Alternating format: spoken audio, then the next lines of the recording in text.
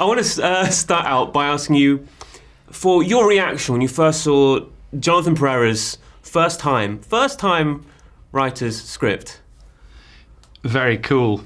Good moment. I remember it very clearly. I mean, I read it. I saw it as a log line.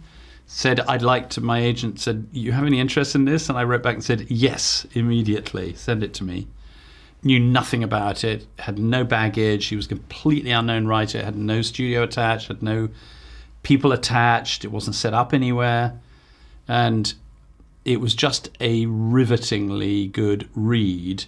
And that was a much earlier iteration than the film is now. Although, to do credit to Johnny Pereira, who wrote it, narratively and in terms of construction, it was close to what it is now. It just, in terms of character and the sort of third narrative of the story, which is what's happening to her and who she is and how she is, it was something that developed then when we started working on it together.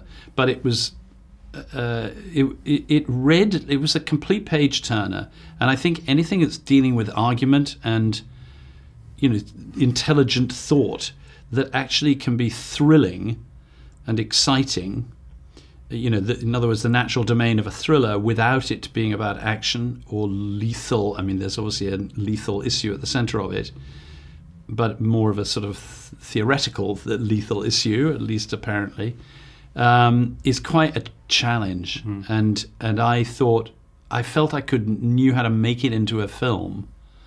And then, of course, wondered whether I had the wrong idea about that 101 times between that thought and finishing it. But anyway. Well, you've certainly delivered. Describe Elizabeth Sloane. Well, she's a nightmare in some respects. I mean, she's incredibly smart, incredibly efficient, ruthless, dangerous, morally deracinated, has no compassion, apparently, for the damage she causes in the pursuit of what she's doing. A hard person initially to empathize with or to care for, which is one of the other great and interesting challenges. I'm much more interested in that kind of character, but who nevertheless the chinks start to show. And when people say to me, "Are you worried about a character being sympathetic?" And I say, no, the character need only be human. And the way an audience engages with a movie is if the character is human and they sense that humanity. And that has to do with the ability to make mistakes, I think.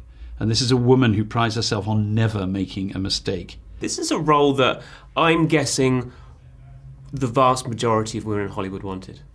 What made Jessica... I'm not sure about that. I mean, the vast majority of amazing. Movie... It's so well-rounded. Yes, well, so that was a process that developed while, after I cast Jessica, because I needed to get the gig in the first instance. I wasn't being offered it on a plate. Jessica, get me in. Yes, basically. So I thought, okay, I saw Jessica in the part immediately, and I sent her the script and said, it's not mine, but it's been sent to me to see whether I'm interested in it, which I certainly am, 20 times more so if you're up for it, because it's got your part name written all over it, in my view. So she said, yes, I really am interested. I'd love to do it with you. So I don't know how much it got out there, but I think some things would have scared some actors off. You need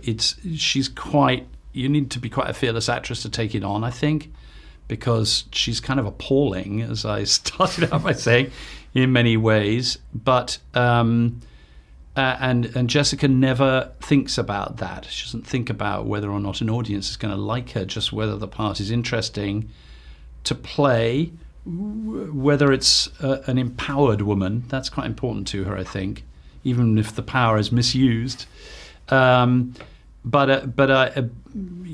She lets me do my work before she gets seriously involved in all of that, and then we start to work on that aspect of it together. But so I think there were other people. I mean, honestly, all the actors that I met for it, and I met a huge number of actors. It's a big ensemble cast, paradoxically. Everybody responded really, really, really strongly to it. And that's a good sign when that happens. Doesn't mean, say, actors are necessarily the best judge of a film. They're certainly a good judge of what lines they want to say. But I think it's just the experience that they all had which hopefully an audience has as well, of it's so unpredictable. You just don't think it's developing in the way that it's going to.